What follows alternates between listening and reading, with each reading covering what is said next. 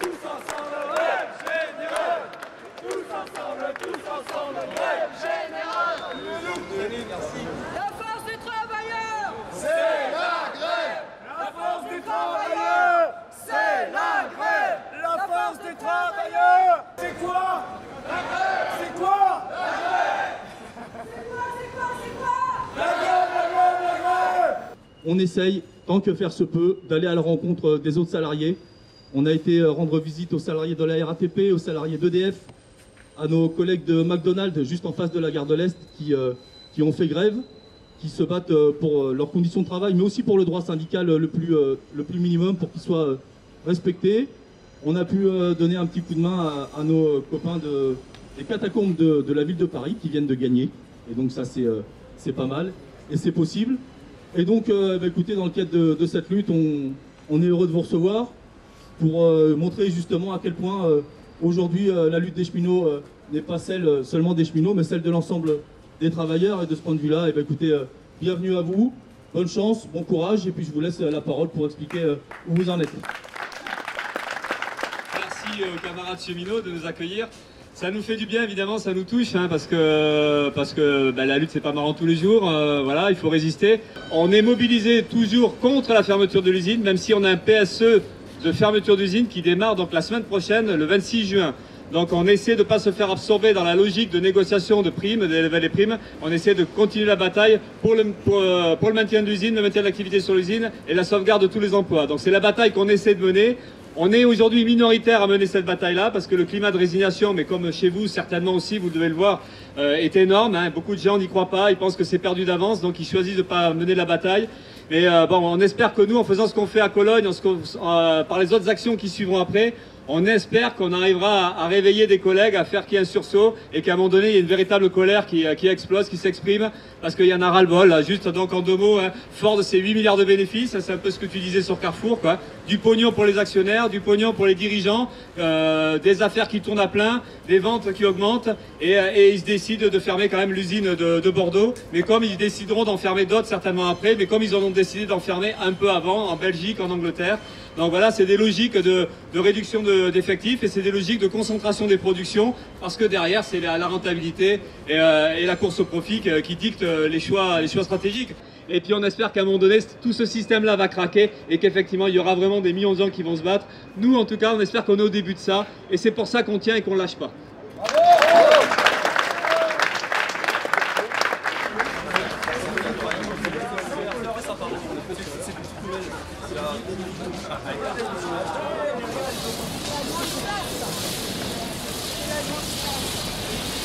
Allez, la force des travailleurs, c'est la grève. La force des travailleurs, c'est la grève. Courage à nos camarades de Ford. Bravo. Bon courage pour votre lutte, les cheminots. c'est elle, ton correspondant. Allemand. C'est ça? C'est bon?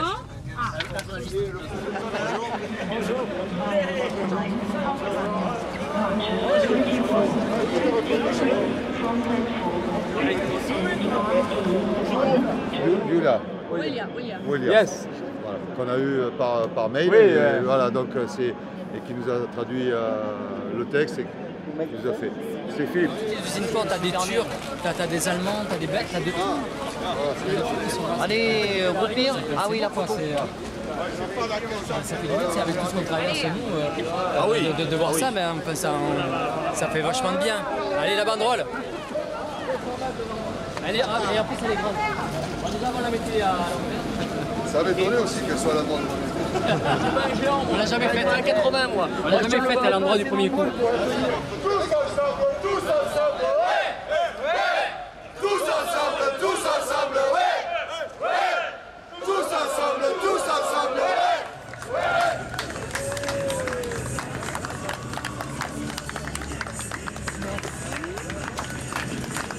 On propose des boissons et du café si vous voulez. Et donc on pourrait s'installer, commencer par installer la banderole, je ne sais pas ce que vous en pensez.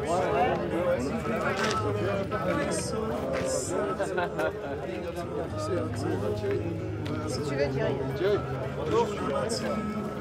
Will ich sterben, bella ciao, bella ciao, bella ciao, ciao, ciao. Und wenn ich sterbe, oh ihr Genossen, bringt mich dann zur letzten Ruhe.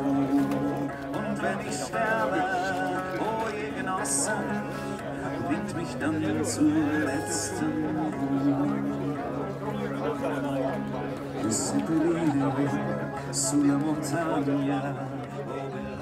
Liebe Kolleginnen und Kollegen, wir haben uns heute hier getroffen, weil wir eine Delegation aus dem Werk FAI aus Bordeaux hier haben. Die Kolleginnen und Kollegen sind gestern nach einer langen Tagesreise hier angekommen. 37 Kolleginnen und Kollegen als Delegation aus dem Werk Bordeaux, wo die Firma ja die Ankündigung gemacht hat, das Werk Ende 2019 zu schließen. Bonjour chers collègues, donc vous savez très bien que l'on s'est réunis ici pour accueillir en bonne et due forme la délégation qui vient du site de FAI Bordeaux. Il y a 37 collègues qui sont arrivés hier à Cologne suite à l'annonce de la société de fermer le site d'ici la fin 2019.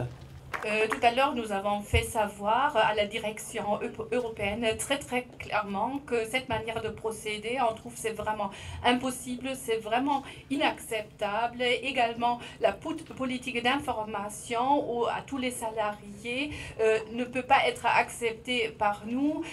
C'est sous forme d'un bulk mail, d'un courriel à tous les salariés que Steve Armstrong a communiqué ceci sans saluer quelqu'un et en bas son visage souriant.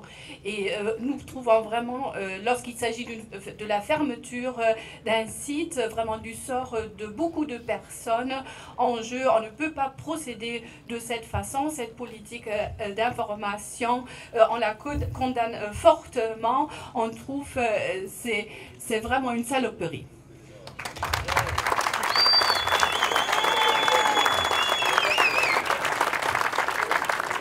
Tout à l'heure, Steve Armstrong a quand même présenté ses excuses pour cette manière de procéder puisqu'il manquait d'expérience et la prochaine fois, il ferait mieux. Alors qu'ils disent qu'ils sont à la recherche sérieuse d'un partenaire, ils commencent déjà la procédure d'un PSE qui va durer 4 mois. Donc, on pense que cette manière de procéder, c'est contre-productif et on n'est pas d'accord. Je voudrais vraiment vous promettre dès maintenant que le comité d'entreprise européen, tous les sites qui le composent, se trouvent vraiment de votre côté. On va vous soutenir pleinement dans toutes les actions que vous allez mener en France. On continuera à faire des efforts pour vous soutenir, pour convaincre la direction de faire en sorte que les emplois puissent être sauvegardés à Bordeaux. Donc nous luttons avec vous. Vous pouvez miser sur notre solidarité. Vous n'êtes pas seuls.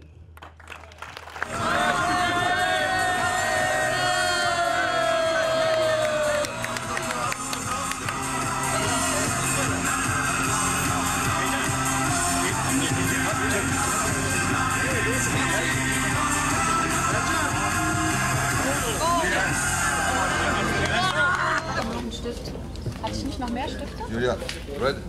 Red, yes, of course, red.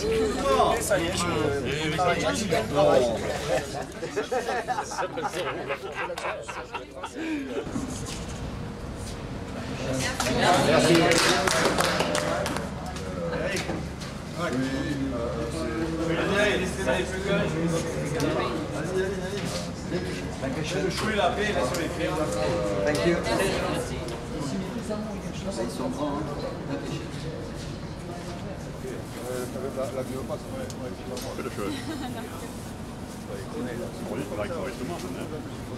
Nee, ich habe hier blauen Stift, keinen roten. Das ist doch total... Bon, je vais vous la faire courte. Les carottes 38. Je vais vous la faire courte. On a demandé, bien évidemment, le retrait du PSE. On y allait pour ça. Hein. On a demandé le retrait du PSE. La réponse a été... C'est une bonne décision, il faut que le processus continue, je ne changerai pas d'avis. Il y avait M. Cahill, on a essayé de discuter un peu du repreneur, donc on a essayé de discuter de Punch. À chaque fois, ce qui nous a été renvoyé, c'est on a signé un accord de confidentialité, on ne peut rien vous dire. Armstrong, en parlant du repreneur, a dit qu'il voulait que ça aille vite et qu'ils étaient transparents avec Punch en ouvrant la porte de l'usine de Bordeaux. Il les a fait venir également aux États-Unis. Donc voilà, qui leur donnait, alors que c'était un concurrent, qu'il leur ouvrait les portes pour pouvoir leur montrer l'usine. Et Cahill a été Cahill en disant de toute façon c'est comme ça, si pas de repreneur, 2019, plus de boulot. Et il faut qu'on mette le feu. Voilà, ça c'est fini comme ça. Et donc comme ça tournait en rond, on s'est dit au revoir en actant notre désaccord profond. Et on pense que pour faire reculer Ford, ce serait très utile qu'il y ait une solidarité internationale et que justement on aille vers un mouvement global à l'intérieur de Ford Europe, parce qu'il y a d'autres usines, d'autres emplois qui sont menacés un peu partout. On sait qu'à Cologne ou en Angleterre ou en Espagne, il pourrait y avoir des menaces, ou en Russie. Donc c'est de voir comment on pourrait réagir, résister tous ensemble. Also Ford macht gute Geschäfte und sie können auf keinen Fall akzeptieren, dass das Werk geschlossen wird, und sie werden bis zum Ende diesen Kampf durchstehen. Aber das geht nur mit einer internationalen Solidarität, und zwar in Europa und auch auf der ganzen Welt eigentlich. Et enfin, c'est pour remercier, on n'a pas eu l'occasion au micro, mais on remercie évidemment l'accueil des camarades d'IG Metall, des camarades de Ford, de Getrag à Cologne.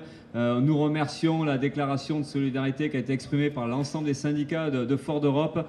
Nous sommes touchés par cet accueil-là, par cette solidarité-là. Voilà, on tenait à l'exprimer nous, et puis en espérant qu'en retour, il y ait la possibilité que des délégations viennent à Bordeaux pour la manifestation du 30 juin, hein, une manifestation où on essaie de mobiliser la population contre la fermeture de l'usine. Voilà, donc plus il y aura de solidarité, plus il y aura d'échanges, plus il y aura de rencontres, plus ça créera du lien, et plus peut-être ça inquiétera Ford sur la possibilité d'une résistance collective. On réfléchit beaucoup, vu qu'on ne travaille plus, ou très peu. On a plus de temps pour réfléchir, et ça, on le voit, hein, des actions très fines, très intelligentes, très efficaces. Et voilà, donc on va jeter les assiettes. Hey, go!